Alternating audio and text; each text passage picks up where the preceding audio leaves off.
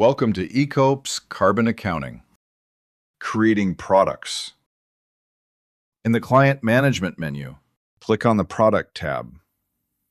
Here you can view all the products that have already been created. You also have the option to edit or delete existing products. Creating a single product. To add a new product, click on New Product. Fill in the required details. Product code, product name, operating site, select from the drop-down list, unit of measure, product description.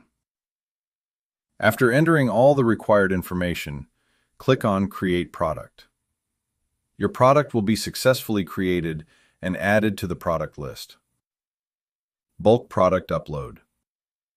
If you want to create multiple products at once, use the bulk upload feature. First, click on Download Excel template.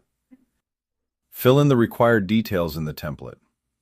Product code, product name, product status, site name, unit of measure, product description. You may use reference sheet for any queries in the template. Once all the information has been entered, save the file and upload it using the bulk upload option. The system will process the file and create all the products in a single upload.